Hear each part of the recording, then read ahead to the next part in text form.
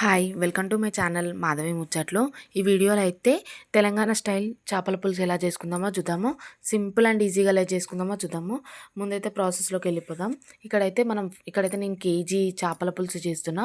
దానికోసం ముందుగా 2 టేబుల్ స్పూన్ల జీలకర్ర, 2 టేబుల్ స్పూన్ల ధనియా పౌడర్, అండ్ ధనియాల పౌడర్ బదులు మనం ధనియాలు కూడా తీసుకోవచ్చు. ఇక్కడ పచ్చియే తీసుకోవాలి, మనం వేయించొద్దు ధనియాలనైనా జీలకర్రనైనా. అలాగే 1 టేబుల్ స్పూన్ మెంతులు కూడా తీసుకొని మంచిగా మిక్సీ పట్టుకోవాలి. అది మిక్సీ పట్టుకున్న తర్వాత ఒక 10-20 వరకు మనం పొట్టు తీసిన వెల్లుల్లి ఉంటుంది కదా, అది వేసేసి తర్వాత మిక్సీ పట్టుకోవాలి. ఫస్టే మిక్సీ పట్టుకుంటే మనకి జీలకర్ర మెంతులు అవన్నీ మంచిగా మిక్స్ కావన్నమాట. అది పౌడర్ మిక్స్ అయిన తర్వాత ఈ వెల్లుల్లి వేసి మిక్సీ పట్టుకోవాలి. ఇక్కడైతే నేను ఒక ఉల్లిగడ్డ, ఒక టమాటా తీసుకొని మంచిగా పీసెస్ లాగా కట్ చేసి వాటిని పేస్ట్ చేసుకున్నా. స్టవ్ మీద కడాయి పెట్టి అందులో కొద్దిగా ఆయిల్ వేసి ఒక 2-3 పచ్చిమిరపకాయలు వేసిన కట్ చేసినవి.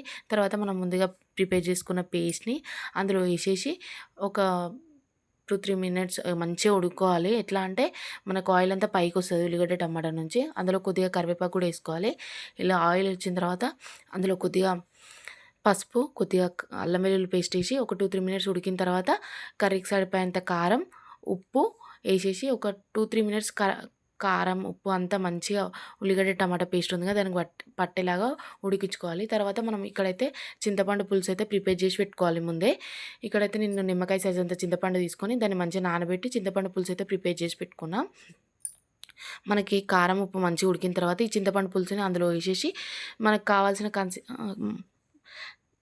చింతపండు పులుసు కంటే ముందు మనం ప్రిపేర్ చేసుకున్న పౌడర్ ఉంది కదా, జీలకర్ర పౌడర్, అది మంచిగా ఆ పౌడర్ కూడా వేసి ఒక 2-3 మినిట్స్ ఉడికిన తర్వాత ఈ చింతపండు పులుసు పోసుకోవాలి.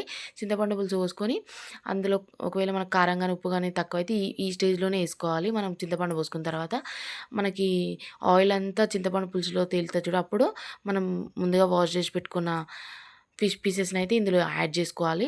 ఫిష్ పీసెస్ని అయితే సాల్ట్ వేసి మంచిగా కడుక్కోవాలి. అట్లయితేనే మనకి ఎట్లా స్మెల్ ఎట్లా ఏం లేకుండా రాకుండా మంచిగా ఉంటుంది. కర్రీ కూడా టేస్ట్ అయితే చాలా బాగుంటుంది. ఇక్కడ ఫిషెస్ని వేసినాక ఒక 5 మినిట్స్ లో ఫ్లేమ్లో ఉడికించుకొని స్టవ్ ఆఫ్ చేసుకొని కొత్తిమీరతోటి గార్నిష్ చేసుకుంటే మనకైతే చేపల పులుసు అయితే రెడీ అయిపోతుంది.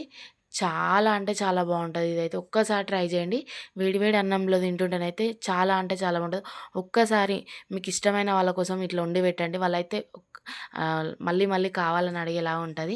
నేనైతే చాలా బాగా ట్రై చేసిన, చాలా బాగా కూడా వచ్చింది. ఇంకా ఇలాంటి వీడియోస్ చేయాలో కూడా కమెంట్ చేయండి. అంటే కుకింగ్ వీడియోస్, ఇంకా చేపలతోటి ఇంకా వెరైటీస్ ఏమేమి చేయాలో కమెంట్ చేయండి. పక్కా ట్రై చేద్దాము. ఇదైతే ఒక్కసారి ట్రై చేయండి. మీరు చేసే విధానం కాకుండా ఈ స్టైల్ అంటే నేను చెప్పిన స్టైల్లో ట్రై చేయండి. మీకైతే సూపర్ టేస్ట్ వస్తుంది. తినే వాళ్ళైతే ఎంత బాగుందో అని మిమ్మల్ని అయితే అప్రిషియేట్ చేస్తారు. ఐ హోప్ ఈ వీడియో మీకు చాలా అంటే చాలా యూస్ఫుల్ అవుతుంది అనుకుంటున్నా. నెక్స్ట్ వీడియో కలుసుకుందాం. Bye bye. అప్పటి వరకు బాయ్ బాయ్. మన